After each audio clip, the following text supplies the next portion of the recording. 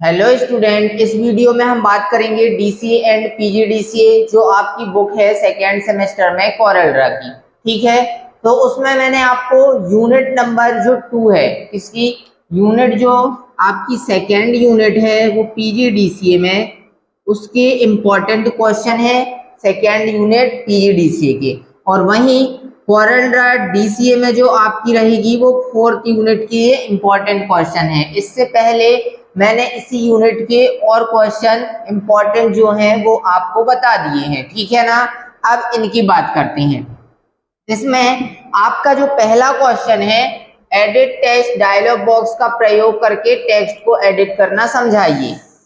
Edit text dialogue box का मतलब, यहाँ पे जब आप कोई टेक्स्ट लिखते हैं कोरल ड्रा में, क्योंकि कोरल ड्रा में ऑब्जेक्ट के साथ साथ टेक्स्ट का भी क्या किया जाता है, प्रयोग किया जाता है।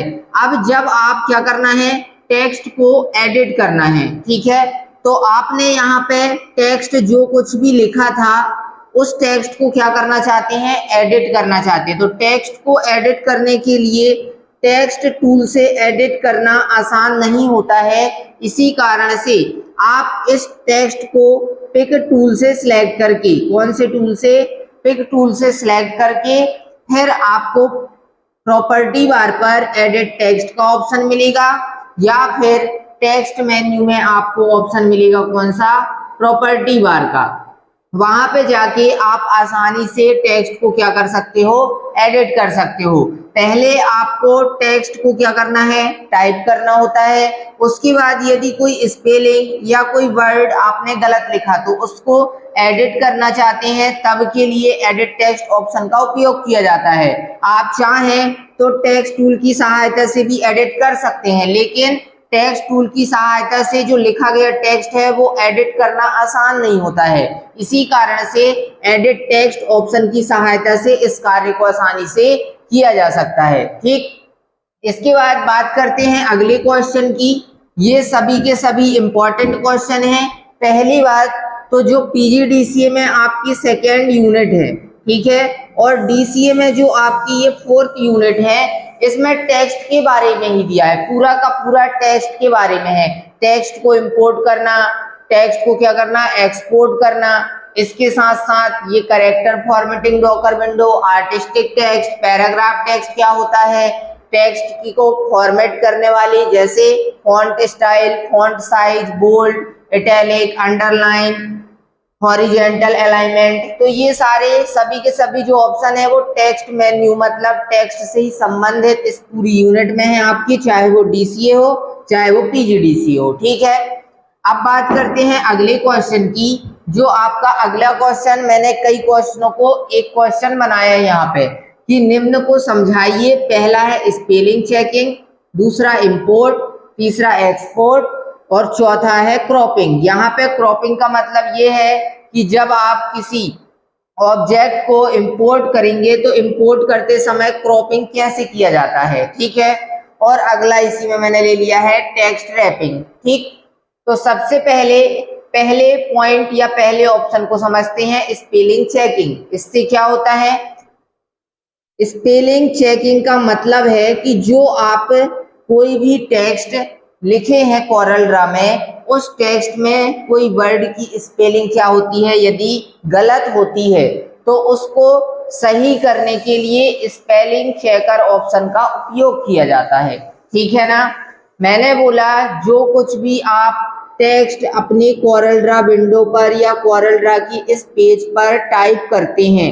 उस टेक्स्ट को सिलेक्ट करने के बाद आप जो कुछ टेक्स्ट आपका गलत होता है या उसकी स्पेलिंग गलत होती है तो उसके नीचे लाल लहरदार रेखा आ जाती है उस वर्ड के नीचे, उसको आप स्पेलिंग को क्या करना चाहते हैं, सही करना चाहते हैं, तो उसके लिए स्पेलिंग चेकिंग ऑप्शन का उपयोग किया जाता है। ठीक, ये ऑप्शन आपको मिलेगा कहाँ पर, टेक्स्ट मेन्यू में मिलता है आपको ये ऑप्शन। ठीक है ना, कौन सी मेन्यू में मिलेगा, टेक्स्ट मेन्यू पर। टेक्स्ट मेन्यू पर आपको ऑप्शन मिलेगा राइटिंग टूल्स का। ठीक, इस राइटिंग टूल्स में आप जाएंगे माउस पॉइंटर लेके, तो इस ऑप्शन की उप मेन्यू में पहला ही ऑप्शन मिलेगा स्पेलिंग का। ठीक है ना, इसमें से आप जो भी टेक्स्ट आपकी स्पेलिंग गलत है वो आप उसे क्या करते जाएंगे, सही करते जाएंगे, क्योंकि वहां पे ऑप्शन होता है चेंज का। चेंज में आप क्लिक करते जाना, स्पेलिंग सही होती जाएगी। और जैसे ये टेक्स्ट है तो इसी से रिलेटिव यहाँ पे क्या सजेशन बॉक्स में और टेक्स्ट इसके दिखाई देंगे, मतलब उसी की और स्पेलिंग दिखाई देंगी सजेस्ट में। तो आपको जो स्पेलिंग सही लगती है आप उसमें क्लिक करके चेंजेस में क्लिक कर सकते हो, ठीक है। इसके बाद बात करते हैं इसी में, अगला है आपका इंपोर्ट का।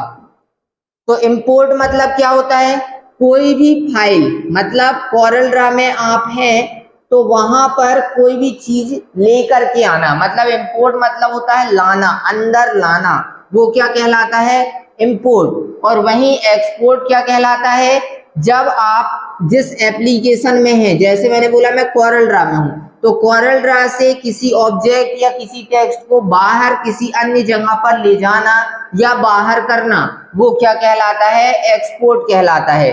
अब बात करते हैं पहले इंपोर्ट की। तो इंपोर्ट से क्या होता है, कोई भी कोरल ड्रा में जो आपने फाइल है आप उसे बाहर से अंदर लेकर आना चाहते हो, तो उसके लिए आप किसका उपयोग करते हैं, इंपोर्ट ऑप्शन का। ये जो इंपोर्ट ऑप्शन है आपको फाइल मेन्यू पर मिलता है। कौन सी मेन्यू पर, फाइल मेन्यू पर इंपोर्ट का ऑप्शन मिलेगा। फाइल मेन्यू में आप क्लिक करेंगे तो प्रदर्शित उप मेन्यू में आपको इंपोर्ट का ऑप्शन मिलेगा। इस इंपोर्ट ऑप्शन में आप क्लिक करेंगे तो आपके सामने इंपोर्ट का डायलॉग बॉक्स आएगा। इस इंपोर्ट के डायलॉग बॉक्स में आपको उस फाइल की सबसे पहले क्या लोकेशन, मतलब जैसे मैंने बोला कि वो फाइल आपकी डेस्कटॉप पर है तो वो डेस्कटॉप सेलेक्ट करेंगे। फिर यहाँ फाइल नेम बॉक्स में, कहाँ पर, फाइल नेम बॉक्स में फाइल का नाम आएगा या आपको टाइप करना है। जैसे ही डेस्कटॉप क्लिक करेंगे तो यहाँ पे डेस्कटॉप में, एक मिनट,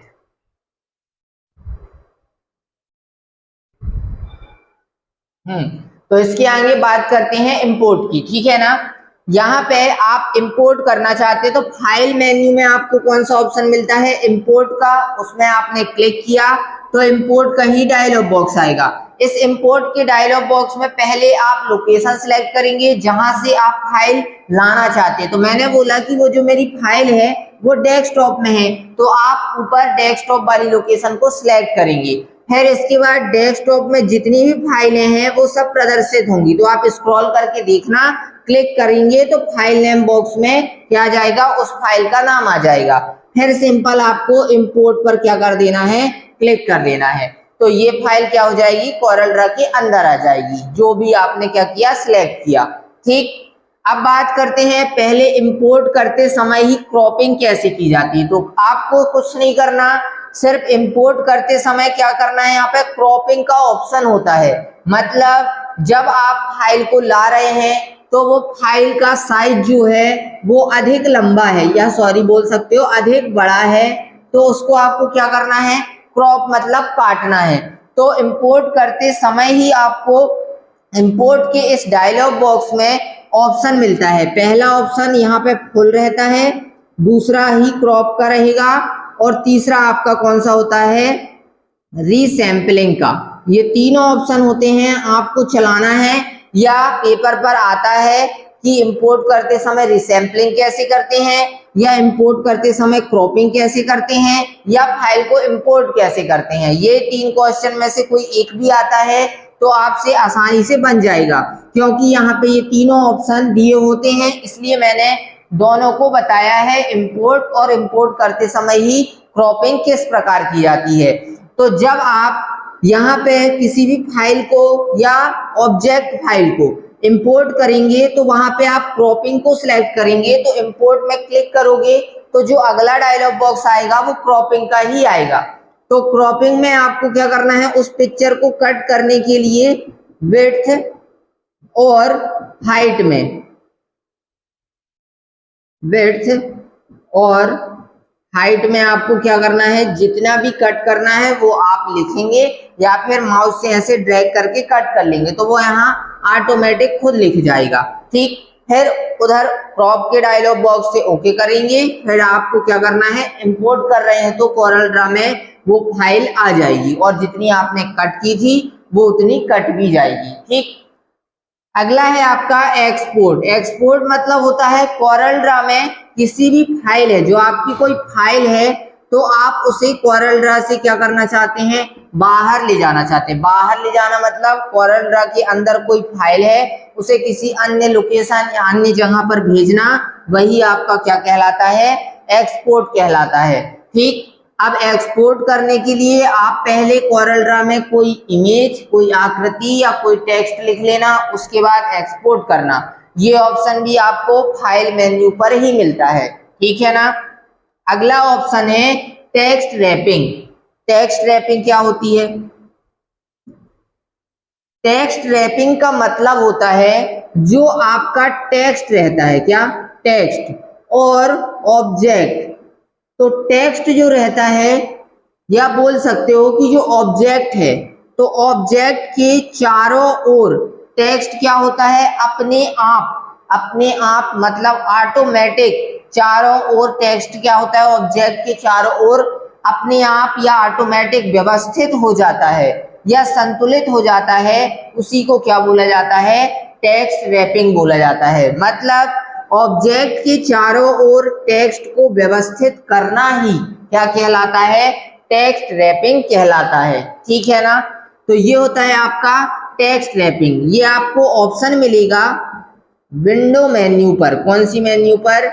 विंडो मेन्यू पर। अब विंडो मेन्यू पर आपको ये उप मेन्यू, जब विंडो मेन्यू पर आप क्लिक करेंगे तो वहां पर डॉकर का ऑप्शन आएगा। इस डॉकर ऑप्शन में माउस पॉइंटर लाने पर पहला ही ऑप्शन आपका रहेगा प्रॉपर्टीज का। कौन सा? प्रॉपर्टीज का। इस प्रॉपर्टीज ऑप्शन में क्लिक करोगे तो राइट साइड एक विंडो आएगी जिसमें आपका तीसरा टैब रहेगा जनरल का। कौन सा रहेगा? जनरल का। वहां पे आपको विभिन्न प्रकार के ऑप्शन मिलेंगे जिससे आप टेक्स्ट की रैपिंग कर सकते हैं। क्या बताई मैंने टेक्स्ट रैपिंग की definition?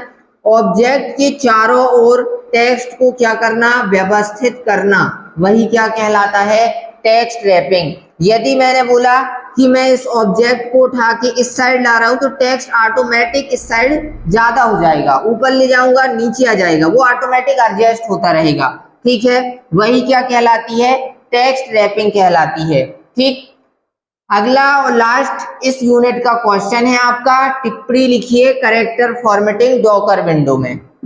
Character formatting Docker window. अब आपको क्या करना है, जो आप कैरेक्टर फॉर्मेटिंग होती है, पहले आप टेक्स्ट को लिखेंगे, फिर पिक टूल से टेक्स्ट को क्या किया जाता है, सिलेक्ट किया जाता है। जब आप पिक टूल से टेक्स्ट को सिलेक्ट कर लेंगे उसके बाद आपको टेक्स्ट मेन्यू पर जाना है और उसमें पहला ही ऑप्शन मिलेगा आपको, कौन सा, फॉर्मेट टेक्स्ट का। ठीक है, फॉर्मेट टेक्स्ट, इसमें क्लिक करेंगे तो आपके सामने फॉर्मेट टेक्स्ट डायलॉग बॉक्स आएगा। इस फॉर्मेट टेक्स्ट डायलॉग बॉक्स में पहला टैब आपका रहेगा कौन सा, कैरेक्टर का, जिसमें आपको ऑप्शन मिलेंगे फॉन्ट स्टाइल, यहीं पे रहेगा फॉन्ट साइज, यहीं पे आपका रहेगा अगला ऑप्शन, हाँ, फॉन्ट स्टाइल, यही रहेगा फॉन्ट साइज, फिर यहाँ पे अगला फॉन्ट लिस्ट।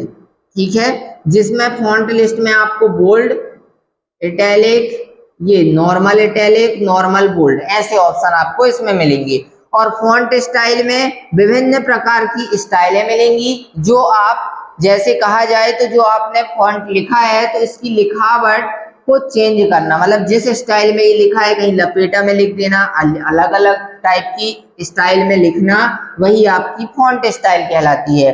और जो फॉन्ट साइज होता है, इससे आप फॉन्ट का साइज छोटा या तो बड़ा कर सकते हो। ठीक, फिर राइट साइड में यहाँ पे अंडरलाइन ऑप्शन होता है, कौन सा, अंडरलाइन। अब अंडरलाइन क्या होती है, जो टेक्स्ट के नीचे लाइन आती है वही आपकी क्या कहलाती है, अंडरलाइन कहलाती है।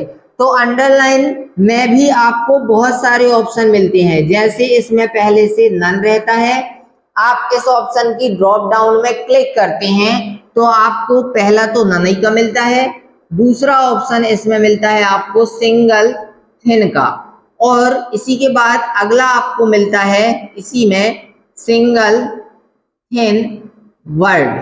ठीक, फिर इसी में अगला रहेगा सिंगल थिक, अगला इसी में रहेगा सिंगल थिक वर्ड। ठीक है, इसके बाद अगला रहेगा डबल थिक, और इसी में अगला रहेगा डबल थिक वर्ड। अब इनको मैं जल्दी जल्दी बता दे रहा हूं, डबल थिक वर्ड कि इनसे होता क्या है। अंडरलाइन है, कुल मिला के अंडरलाइन ही आएगी, लेकिन अलग अलग तरीके की अंडरलाइन आती है इन ऑप्शनों से। नन में तो अंडरलाइन नहीं आएगी, लेकिन यदि मैं यहाँ पे एक वर्ड लिख लेता हूं, जैसे यहाँ पे मैंने लिखा फॉर्मेट टेक्स्ट, ये 2 वर्ड हैं। ठीक, सिंगल थिन में क्लिक करूंगा तो यहाँ पे थिन मतलब क्या होती है, पतली होती है, तो यहाँ पे ऐसे पतली लाइन आएगी। ठीक, सिंगल थिन वर्ड की बात की जाए तो ओनली वर्ड में आएगी, जितने में वर्ड लिखा उतनी में बस आएगी। ठीक है, और सिंगल थिक में सिंगल थिन की अपेक्षा थोड़ा सी मोटी लाइन आती है, किसमें, सिंगल थिक में। ठीक है, सिंगल थिन से मतलब मोटी लाइन रहेगी सिंगल थिक में और पूरे में रहेगी। और फिर वही कहानी, सिंगल थिक वर्ड में मोटी तो रहेगी लेकिन ओनली वर्ड में, और डबल थिक में क्या होगा, डबल लाइन आएगी ऐसी यहाँ पे भी, और यहाँ पूरे में रहेगी। और डबल थिक वर्ड कर दोगे तो सिर्फ ओनली वर्ड में आएगी। तो ये अलग अलग तरीके से आप क्या दे सकते हो, वर्ड के नीचे अंडरलाइन दे सकते हो। ठीक है ना, तो मैं इस यूनिट के आपके सभी क्वेश्चन बता दिया हूं। आप इससे पहले मैंने वीडियो एक अपलोड किया है, आप वो वीडियो भी देख लेना, उसके बाद इस वीडियो को देखना तो और अच्छे से समझ में आएगा। ठीक है ना, तो मैं इस वीडियो को यहीं फिनिश करता हूं। वीडियो आपको पसंद आए तो लाइक करें, चैनल को सब्सक्राइब करें। धन्यवाद।